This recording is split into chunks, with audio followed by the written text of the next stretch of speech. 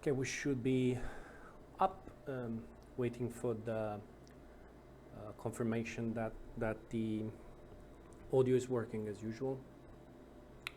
So just waiting for the guys on the chat to confirm. Starting, so let's stop it straight away. Stop.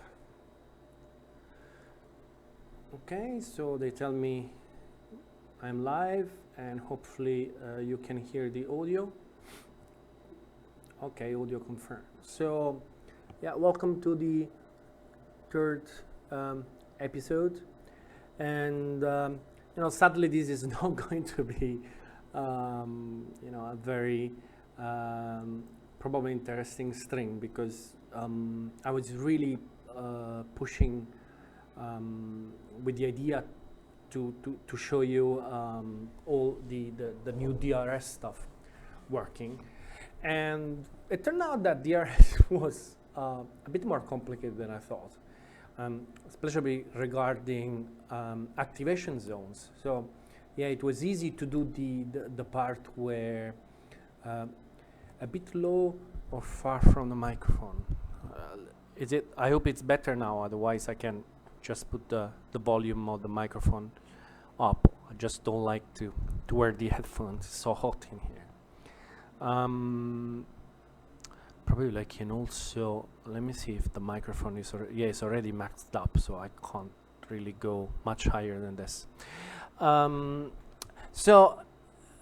If you watched last stream where I was doing the DRS zone, it was clear that the part of the race that deals with the activation area was completely not in my mind, and I thought, well, okay, it's just a matter of checking if the lap time, and at the last lap, if I was within 1 second from the car in front of me, to actually decide if the DRS zone will be active or not. But it's more complicated than that, because you can have DRS zone that starts before the finish line and after the finish line. So at that point, it's like, when you actually get one second, and then you have to wait to go back all the entire lap to activate your DRS. And of course, that's not how it works. And there was just ignorance. It feels like the South Park Michael Jackson. Oh, that's ignorant. That's ignorant. So that was just ignorance in my part. So I just went there and studied properly how it works, and actually all these stuff about the activation zones are important. So I had to change the entire system to. It's too close to the microphone. Okay, I had to change the way the activation works. So the file format is different, the algorithms are different, and blah blah blah. Good news is that it is working in single players. So, but the problem is that I also did something on the AI, and the S02E03, which is the one car that you really want to use for DRS demos, is not really behaving that well. So I rather do 1 week concentrating on that. To be honest, the Exos was never a car was never a car that I was a fan of, and I think that shows. It shows because it's clear that the AI is struggling with that car a lot, and it's good because there are a couple of reasons why it's not really a car that I use for AI testing. One is that is a difficult car. It's a difficult car to be fast, and it's much more complicated to stay with the AI. So I find that if I use the Exos, I need to put the level of the AI really low, like, sometimes below 90%, in order to be able to keep up with them. And yeah, and so that's something that always stopped me from, because it's just difficult to get into a situation with the Exos of very close racing, because the cars accelerate and move so fast. So I always tend to use other cars for AI testing. But for this 1.3, I decided that I'm going to concentrate on the Exos, because I think if I can make the Exos work, then there is a very good chance that all the other cars will work, because it is the car that creates more problem to the AI because of the huge acceleration. And also, you can imagine the car can change direction very quickly, and that also means that people around you can change direction very quickly, can brake incredibly quickly. So for the AI, it's much more complicated to understand what's going on and to react. It needs to react very quickly. So yeah, so I said, well, instead of doing a demo showing the AI having lots of accident in Monza and just to prove the point that the DRS is working, I don't think it's something. It's something that will make people like Associator very happy to see something like that. But yeah, I decided to say, well, okay, let's have another week working on this, and then eventually I can show it. And also, I want to try it some way to show it in multiplayer. And no idea how I can do that. But it would be interesting also to show how it's working in multiplayer.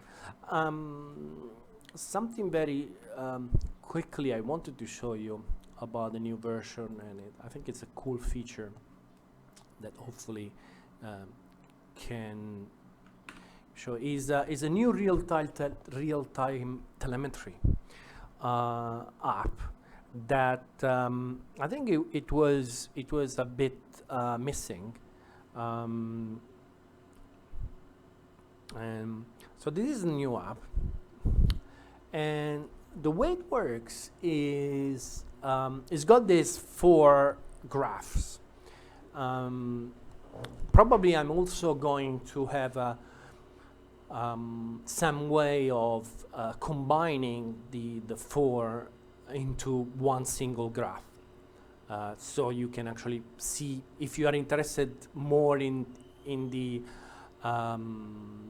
way the values are changing between them instead of the single values.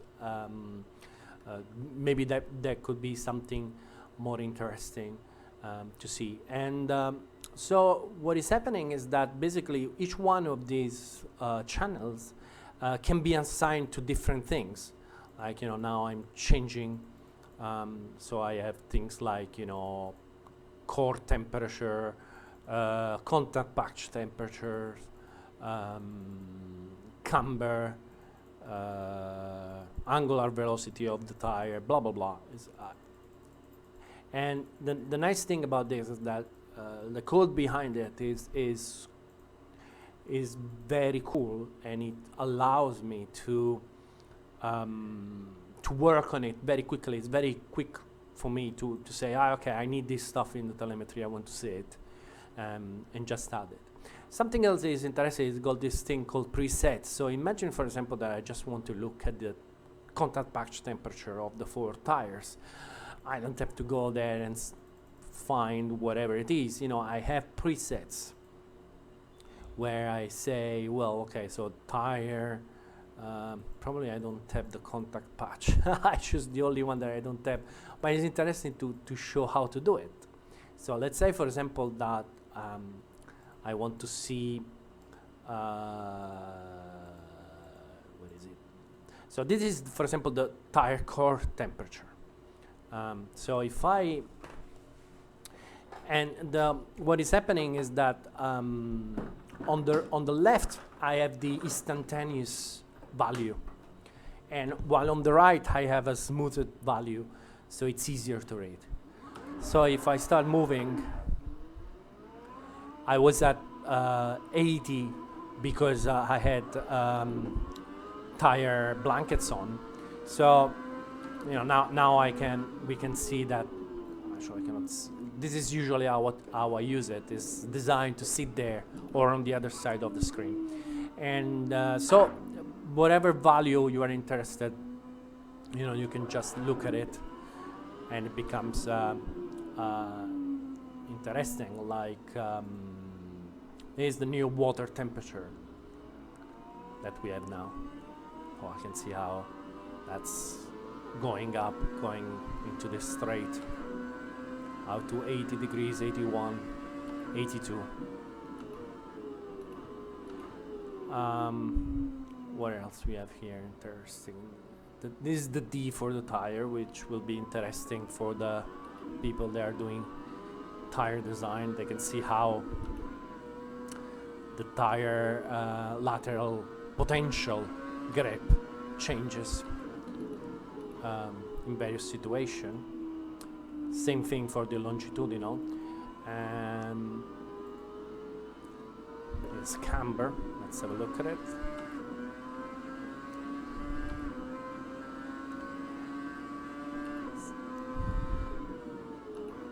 And one thing that I will love somehow is to have this a little bit more connected with the telemetry that we are outputting for the IM system.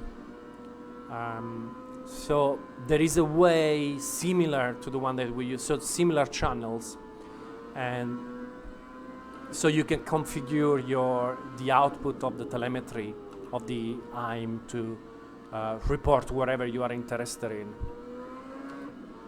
which could be interesting. Let's see another one. Damper velocity. This is something very interesting because it can give you.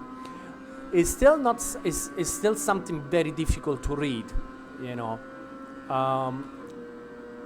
but it can give you an idea of where your threshold for fast and slow bumps could be.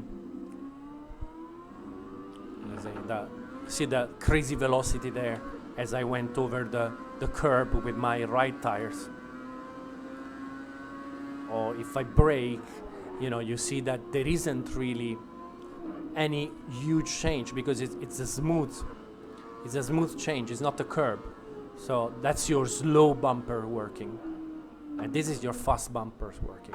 See, when I go over the curbs, huge acceleration. I don't know if this is coming through the YouTube anyway. Probably you can sort of see it. Something else that I think is like small things that can be annoying is like, as you know, in Assetto Corsa, the exposure is very dynamic.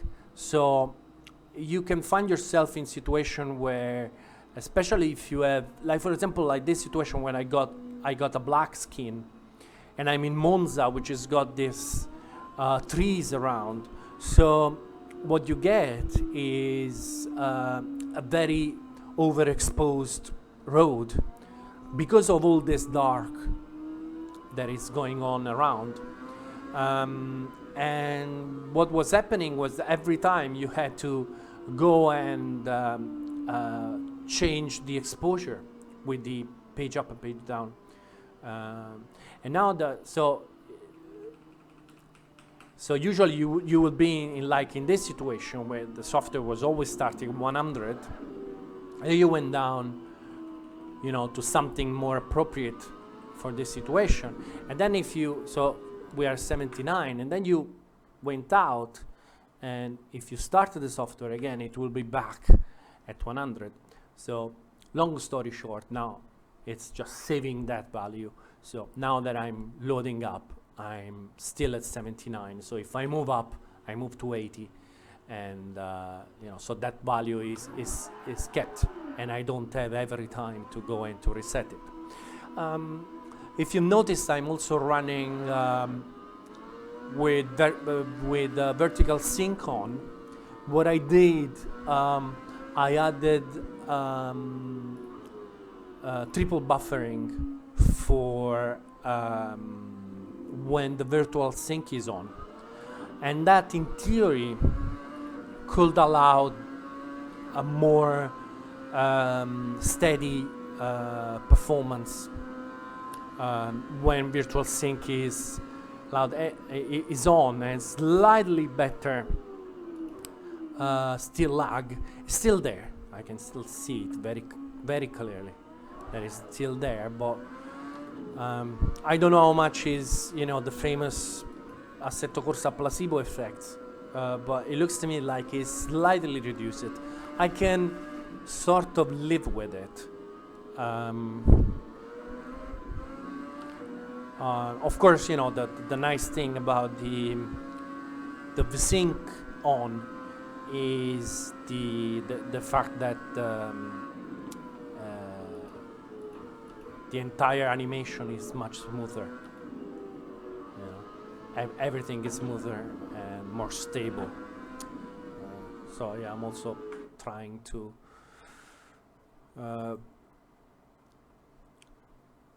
run different settings. That's the new exposure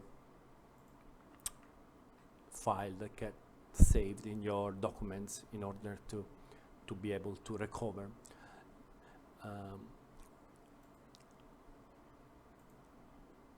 Nothing. Following a conversation on the forum, I also changed the well, not really changed, but I'm working on, of course, on the tire model, because it's something that I always end up doing. And let me see if this is the file, the right file. There is all the business about non-linear load sensitivity. That if you follow the no, it's not this file. I think it's the 458 GT2.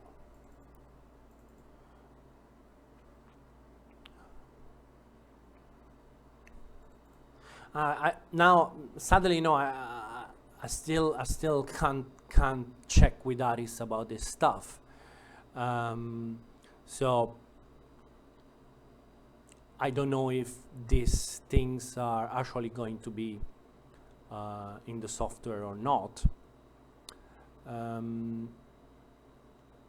Where is the thing? Where did I add it?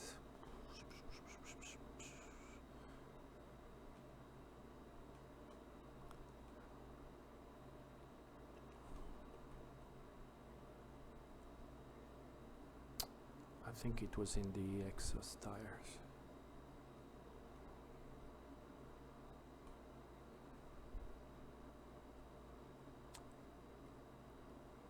Yep, there it is. Okay. So the idea here, there are two things. The idea is that one possibility, and that we can open, especially to the modder that want to implement this kind of non-linear load sensitivity, is to use a lookup table. And so for a lookup table, one possibility is the usual way to do this would be to call something like dy curve load, and the software will go and look for that file. I thought, well, sometimes this can be cumbersome, so I implemented it into my InnoReader, another format for a lookup table. So this could be interesting, because every time you have a lookup table, sometimes you have a lookup table that are very, very long, so it makes sense to use an external files where you can see better what you're doing.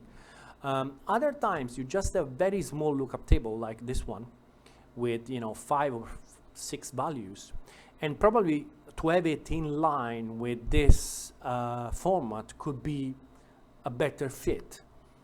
instead of having another file. So this is the choice. Is the software is automatically able to understand it's looking basically for these brackets. So when it needs to load the curve, it looks for these brackets and say, okay, if I have brackets, that's not a file name, but it's going to be a inline. I call it inline lookup table. So it looks for that and it reads it this way. While if the brackets are not there, it assumes it's a file name and it goes and load the file name. So this is a possibility. This is something that I would say on the forum, the code for this is very, very easy. And the results are very interesting, very, very interesting results. And so it's definitely opening a door for something more, more complicated to be done there. Whether or not we do it,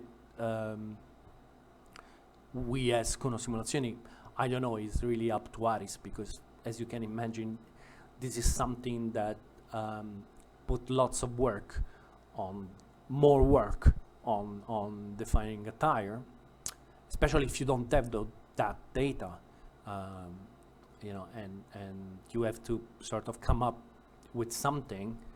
It's much more complicated than coming up with a single value. But the good news is that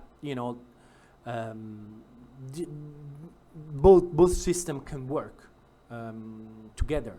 So you don't have to choose, you don't have to commit only to one solution. You can use both. Of course, as we have a dy curve, we will also have a dx curve, of course. So once you have this, these values that, and in the new tire model, in theory this will be 3, but right now I sort of like this solution more compared to the other one that was going completely in the wrong direction. It was doing the opposite, exactly the opposite thing of what real data show us. So this is probably how it's going to look at the end. And if you don't want to use this, you just don't put it in your file or put it empty. Probably we will end up putting it empty. So if this is empty, then this one is used. Okay, so if this one has got something, then whatever it is here is going to be used. So I think it's going to be much better. I also went forward with my automatic tire generation from less values, which looks pretty much like this. So where you're giving the physical size of the tire, has some information about the construction of the tire, and it will automatically translate that in all the data that are needed. And it's interesting because it's sort of working right now in the software, and the results are interesting. But again, I was talking on the chat about this. Right now is a difficult situation because for two reasons basically. Everything that relates to physics is complicated because from one point of view you really don't want to introduce changes all the time, which it's sometimes people don't seem to appreciate or understand that simulation is not religion. You don't come up with something, you write it in a book and say that's the truth, and it's gonna be the truth for the next 10,000 years. Simulation is an ongoing process where every single thing you do can be improved, and every time you improve something, the result of the simulation will change. It's always the case, and so if you start from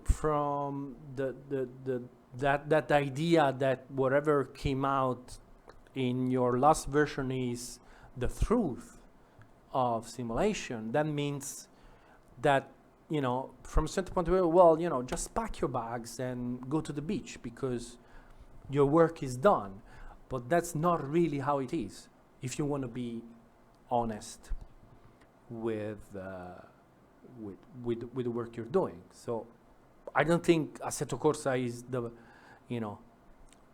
best that can be done in simulation. There is always going to be some place where you can improve, and that's going to change how the software feels, and many times those changes are, inevitably, every time you introduce a change, you have to deal with a group of people that like the change and a group of people that don't like the change. And I'm not totally sure that that's something that is good for the software itself. So so I don't know. I really don't know. I really don't know. At the end of the day, this is my job, but it's also my passion. So it's literally, I cannot stop me from keep doing research in these areas, and probably I will have to stop myself from putting this result into the software. So probably there is even that much point in showing you this. There you go. So yeah, again, this is something that really shows what kind of work the game developer is, how easy it is to make the wrong prediction on how long something is going to take, like the RF thing. I was totally, absolutely 100% sure last week that by the time I was going to do this stream in 1 week time, I thought, well, this is pretty much done. It will take me, one day to finalize everything, and then I can go and work on the AI to make sure that it's all behaving properly for the stream of next Sunday. And then, it was a completely different thing, because, I ended up working on DRS to make it work until last Friday night. So literally I had the chance to check the AI yesterday, and I was like, this is not working. I cannot really show this tomorrow. So yeah, there you go. That's how things happen. So this is going to everything I have to tell you for this stream. So I will just go for a Q&A from the chat, and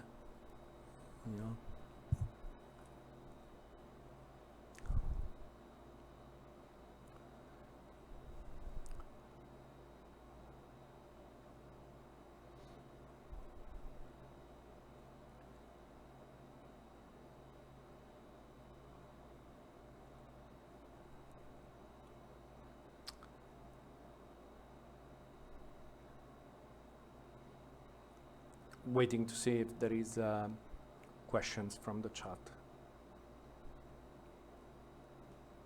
They're talking about the frame limiter and so on.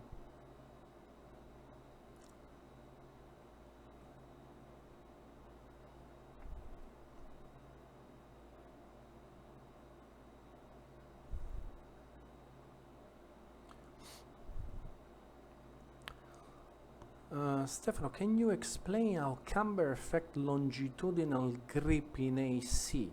Just like we have the formula for lateral grip. The effect of camber longitudinal grip is basically the camber is seen as, you can consider camber like an additional slip angle. There are some differences though. One main difference in between camber and slip angle is that slip angle reacts to relaxation length. In other words, what is relaxation length? Imagine a situation where you have a tire that is rotating at an angle, but is not in contact with the ground, and the car is traveling. So basically you have this tire not contacted to the ground. Now, if you instantly put the tire on the ground, and the tire is at, I don't know, 6 degrees slip angle, the tire is not going to immediately give you whatever force you can read on the slip angle Fy diagram. The tire is not immediately going to give you that. It has a build-up, a dynamic build-up to that force. One interesting thing about the camber is that the camber doesn't have that. The camber has got instantaneous effect on the lateral force. So okay, so to go back to your question, so if you consider camber as a slip angle, so it's also clear that that force that the camber is creating is using a potential grip of the tire into lateral direction. That means that if it's using a part of the tire for lateral direction, it means that your longitudinal available force is less. So in other words, if you have a camber, you have less available longitudinal force because the tire is also accelerating you sideways. So just to clarify, DRS does work in both single player and multiplayer, but you don't want to give a demo because of erratic AI. That's correct. It doesn't work in multiplayer yet. Multiplayer, I still have to decide. Multiplayer, I would love the logic of the DRS to be on the server. So I would like the server to be in charge of saying, okay, you know, you pass the detection zone. This is your gap with the guy in front of you. So I send you a message, then you are going to be able to use the DRS in the next DRS zone. So I would like to have that logic on the server. Of course, that means for me rewriting the logic on the server. It will be much easier to have it on the client, but you know, I want to see how it works to have it on the server. But pretty much, yes, it's correct. I prefer not to have a demo because I don't like the way the 125, the Exos is working at Monza at this moment.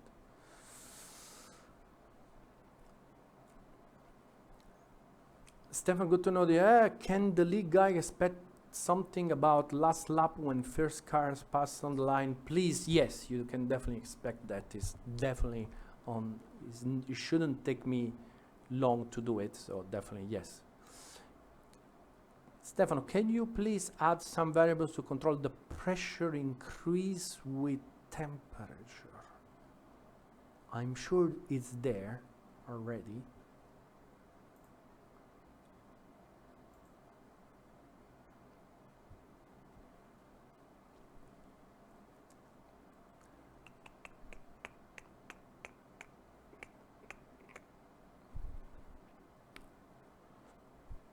No, you're right. Probably is calculated into the software. Well, we'll see.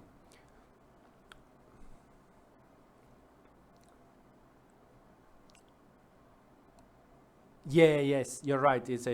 I also noticed in Monza the second DRS zone is not there. That's correct. But I was sent. I was looking on the internet, but then I was sent a link.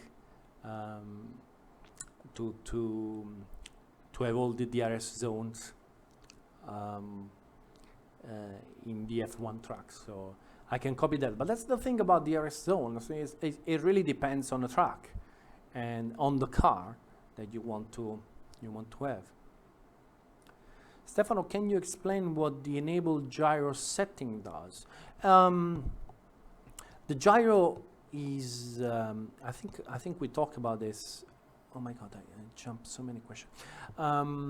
I think we talked about this. So the idea here is that if you see on YouTube, there are many explanations of the gyro effect. The main point is that if you have something that is rotating, that rotating object is basically going to resist a change in rotation. It's going to resist any torque to change its orientation. That is not on the plane of rotation, on the main plane of rotation. So the gyro is doing exactly that. So it's saying, well, okay, so we got these rotating tires. So as I try to turn them, the more they are rotating fast, the more they are going to resist the fact that I want to turn them. So it's at the end of the day, it's pretty much working like a damper on the steering wheel that is dependent on how fast your front tires are turning. How much is the new load sensitivity affecting cornering speed? It depends which number you put in it. So I did some testing with a new tire model that, again, is not something that we plan to release in 1.3 for our cars, on the GT2 at Spa, and the car is much slower, much slower. Will there ever be, but yeah, so it's like, at the moment we are talking about, sorry, going back to the load sensitivity, we are talking about a change in the algorithm, the formula, so the code, but what is going to happen to the car still depends on the data that are put into the algorithm. So the algorithm itself doesn't change anything. So for example, if you have a lookup table and you put two values that are exactly the same as the values that were before, you get exactly the same result. Nothing changes. Better visual damage? I don't think so. Running a server now from the command box. Is blank. Previously could show client joining and leaving.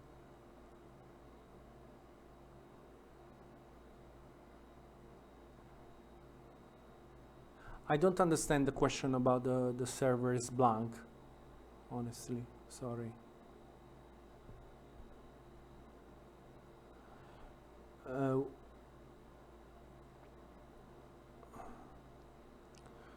Will you be implementing NVIDIA encoding best value for Crossfire to reduce closest total? It's already implemented. It's not really rocket science. Actually, you know, they tend to be best practice regardless of multi-GPU. So it's already there. It's already there. Are you going to include the server plugin changes discussed in the forum in 1. Yes. Yes, most of them. Like, for example, it's already done the lap, things like the lap format that is now using 2 bytes, so you can do up to 65,000 laps in a race. And also the other ones are coming as well.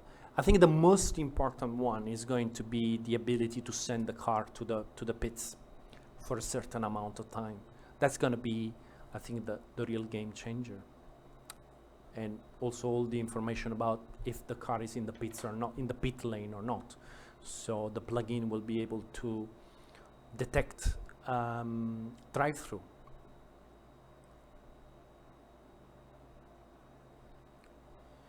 Enable gyro for me cause extreme wheel vibration. Yeah, that's why it's in experimental. It's we found that it's very dependent on what steering wheel you have and what car you're using and what settings of force feedback you have. And as we were getting this kind of feedback, we decided, well, it's not ready, so let's put it there.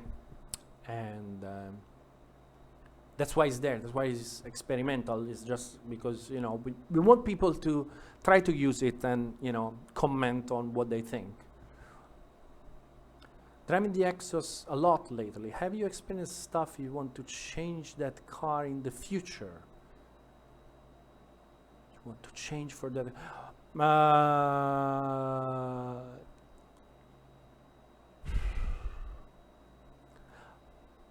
I would expect the car to have much more longitudinal grip. You know, I think it's something that also probably the Tatus at the moment is suffering a bit. I think they're too easy to spin, in my opinion. And well, you know, it's just coming from the experience in that car. They look to me like they are a bit too easy to spin. Maybe the new tire model is a reason to release Assetto Corsa 2. Yes, that's definitely, you know, something that the way could be done. You know, so don't rush into release something, but, you know, okay, work on it. We have a platform that works, so. Yeah, somebody is suggesting to turn off min force. I also agree.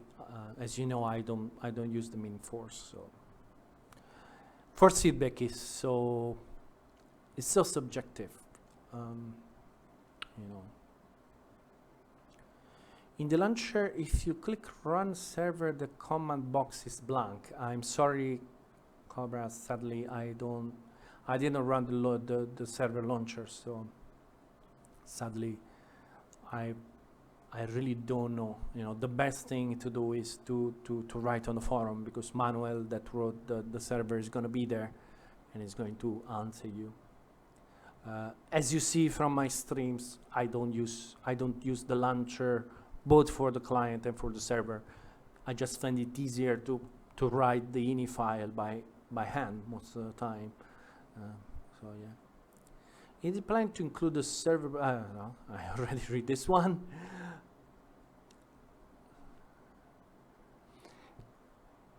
And since 16-bit, I wonder if that's enough laps. Come on, 65,000 laps. I think that's enough.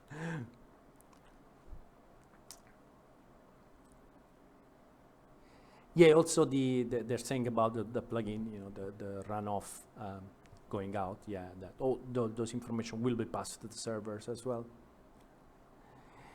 Can you explain? This is interesting. The steer assist. The steer assist. I think there was a lack of communication between me and Aris, because I think what Aris told was that because reading on the comments, I went to read on the comments and I found that it was talking about speed. Is really not something that relates to speed. What steer assist is something that Formula 1 cars use to basically the idea is that to allow the point is that don't kill the driver arms during a race by sending him the full torque when the car is going through a very fast corner. So what the steer assist is a non-linear response to the torque that is going through the steering wheel.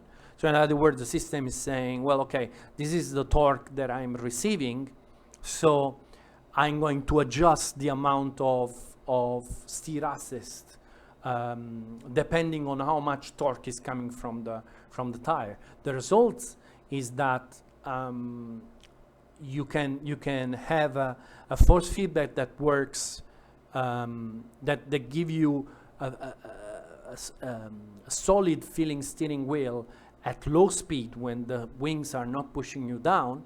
At the same time, when you start to go faster and the wing are pushing you down, the force on the steering wheel is not going through the roof and it's not clipping. So that's what the steer assist does in Assetto Corsa. And what it is a parameter for a gamma curve. So you can imagine if it is 1, you have a completely linear. So whatever force feedback is coming in from 0 to 1, that's exactly what is sent to the steering wheel.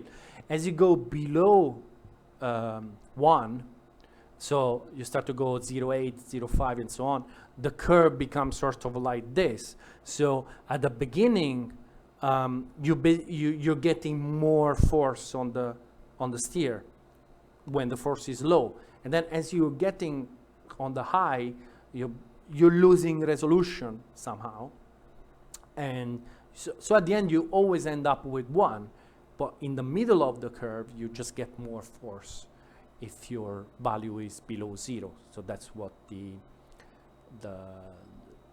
steer assist is.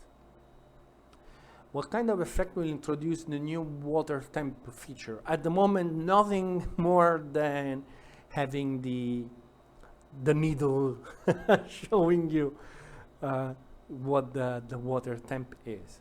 So nothing revolutionary for 1.3.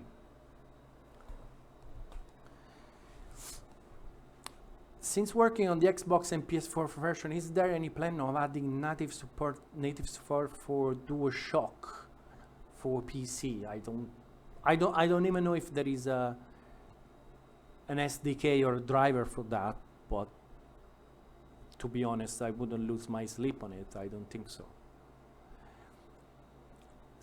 Have you solved the soft lock? There is Assetto Corsa support the LED RPM on the function of V3 pedals. So soft locks are in the game. I'm not a huge fan of them because they got this springy feel to it that I don't like at all. So once we will have our vote,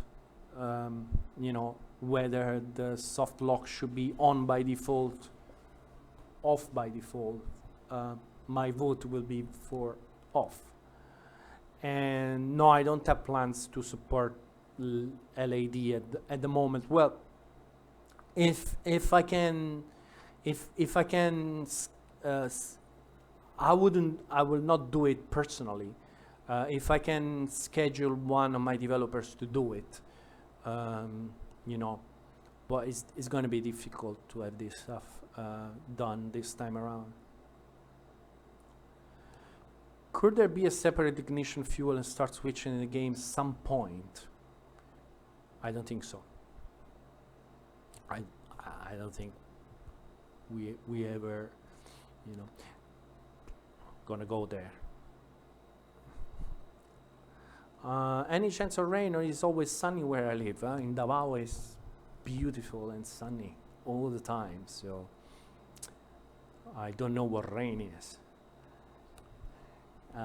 Since the F138 is coming out soon, could you please add the possibility to have full battery on each new lap and not recharge from braking? Yeah, once we look into that car, we'll think about that.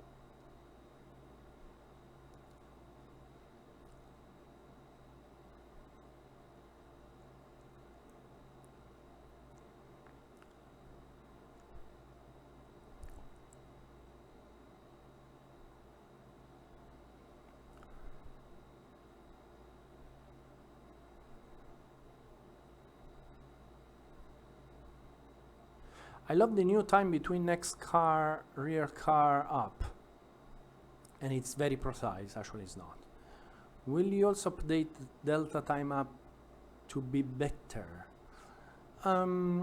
Actually, no, it's not very precise at all. It's precise when you're close, when you're close enough. If you're far, it's not precise at all, because it's just working on the distance and dividing distance by the speed difference.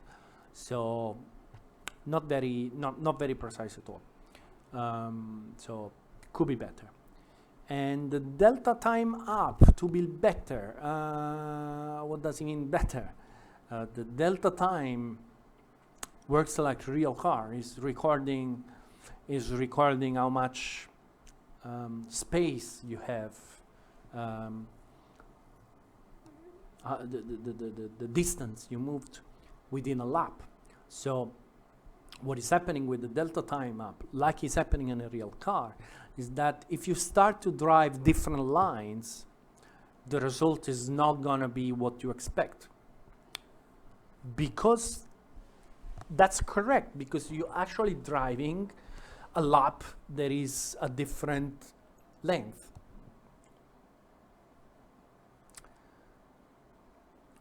Allowing jump starts on race are in the plans, not in the plans for the foreseeable future. I would be very surprised to see that happening.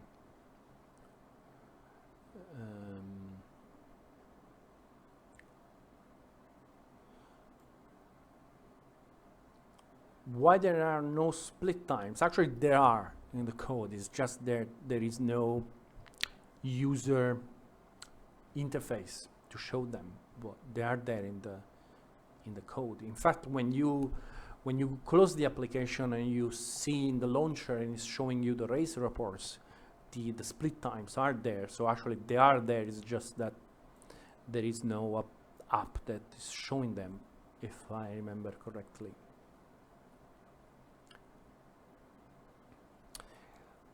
Will there be any chance of being able to look left and right when you look backwards? I don't understand. I don't understand the question, Chris. What you mean? Could you add pit stop multiplayer in practice and qualify? I don't know. Do you use any motion rig testing for physics suspension? Well, oh God, no, absolutely. That would be, again, you know, we get into the very subjective opinions. I hate motion rigs. Totally. I think they just don't work. So, no, that would be the last thing I do to do physics and suspension. Terrible idea. Can you explain the relationship? But again, it's just my opinion. You know, it's not the truth. It's just what I think about it.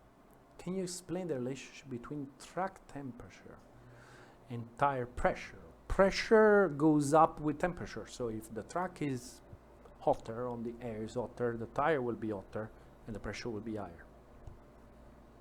That's pretty much the very... A lot of GPS-based delta timers are available. That's true. That's very true. That's very true, Phil. And very true, absolutely true. So, but I suspect that what you get in race car is... I don't know, actually, it's interesting. I will have to ask that. I will have to ask, you know, if the one they use in the Tatus, they don't even have it. Well, I will have to ask somebody if the one they're using is GPS based or it's distance based.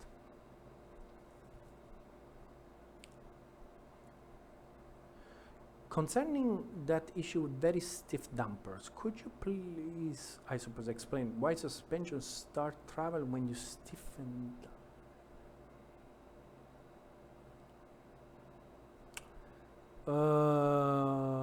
I would suppose so, yes.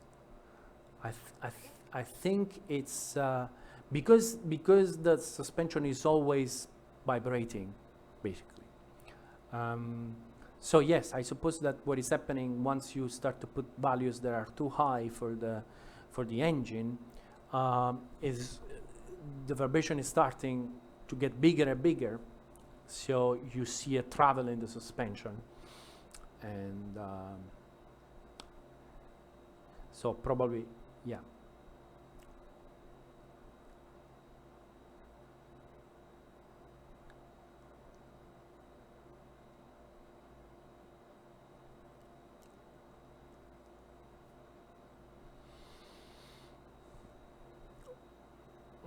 Chris, so you mean you want to hold the button to look backwards, and then at the same time you want to hold another button to look right, left?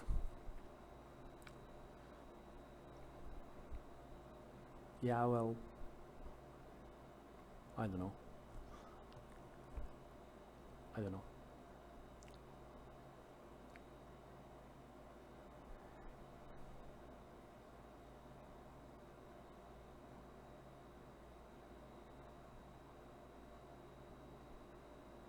The downshift protection system will simply not allow to quick downshift, avoiding damaging the engine.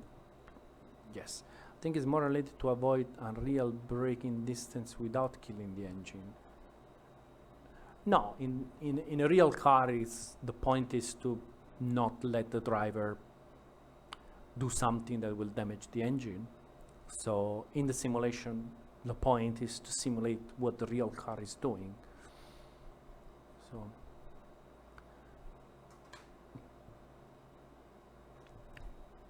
what do you plan with the F138 and dampers? I plan to do the best that I can with the engine that I have. So in AIM telemetry, you can use GPS position to recreate your racing line. In MA, you can use GPS position to recreate your racing line. I don't. It's complicated. Basically, Leonardo is asking to export the GPS data into AIM in order for the AIM to be able to show the line. I don't know. I will have to look into it. I don't know if it's happening automatically or it needs to send special information, and that could be not supported by the importer that we have for Assetto Corsa. So, last couple of questions, guys.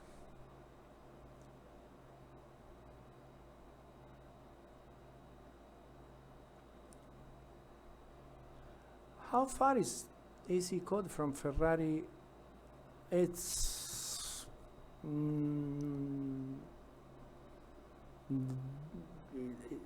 how far is Assetto Corsa code from Ferrari Virtual Academy days? It's not even the same code.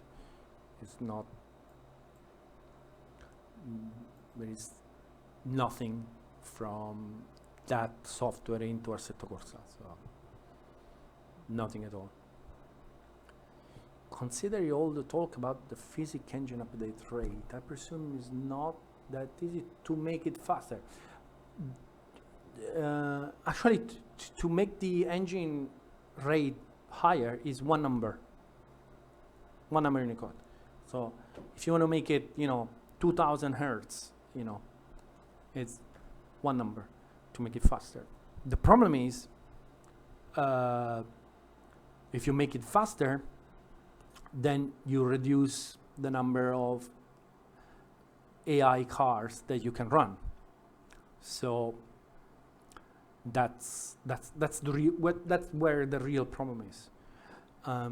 So lately, to answer also the question about the Ferrari, lately I'm thinking probably we should make it variable. Probably we should give an option to say, or something automatic that says, well, I don't know, it's very complicated because you really don't want to present the user with a sort of choice of, well, what's the rate you want to run your physics engine, and then you go and you want to do a race with 20, and you put 1000 hertz, and then you race with 20 AI, and it's doing slow motion and it's giving you CPU warning, and then you need to understand, okay, so I need to go there and put the physics rate lower so I can run this. And you still have the problem that you need to provide a way that all the cars work with every setting. So I'm not sure that's really a solution to the problem. So in other words, it's not a problem to change the physics step. It's literally one number in the code. The problem is that if you make it faster, you have more stuff to calculate for the AI. That's the problem.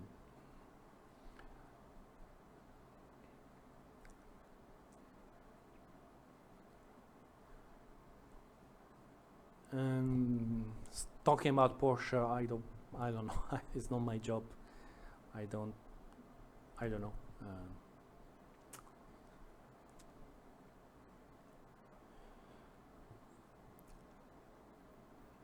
Yeah, that's also a possibility. Like Azar is suggesting that maybe a car should tell the system, look, I need to run at this speed, and the system will obey. But then it's everything work nicer when the rate is up. Everything. Like the car stops better, starts better, it goes better over the curbs. It's everything is better. So really, the entire business of making the car physics multi-thread is really the end target, is to be able to run the physics engine faster. The problem with the PC is that you cannot bet that people have 8 core available. So it's really not a solution. You can do it multi-thread, and you allow people to run more cars if they have more cores, but you still have to deal with the people that don't have more cores and what you do with them. So it's complicated. Would you ever consider a separate physics rate for the iCar? Well, you simply cannot do it, really. Yes, you can not update the car, but then you still have to update. You still need to do the collision, and you still need to do the integration and the constraints and all the things. So yes, if you don't do the AI at full rate, you can save something, but it's not enough. Do I have any favorite car and truck combination I like to drive? It changes all the time. So it could be a KTM at Magione. It's fun. Great fun. Lately, the 458 gives me the impression in Assetto Corsa right now that you can do, some sort of Top Gear challenge when you say, well, I'm gonna eat that orange while drifting. It just gives you that total control feeling. Unless you're braking in Imola, which is a nightmare. Okay, last question. I'm still high on the forthcoming last lap thing races. Okay, when I can hammer for a change to escape to the pit in MP races. I don't know. It's not. I don't know. It's something that is needed. Escape to pit. You just cannot remove that function.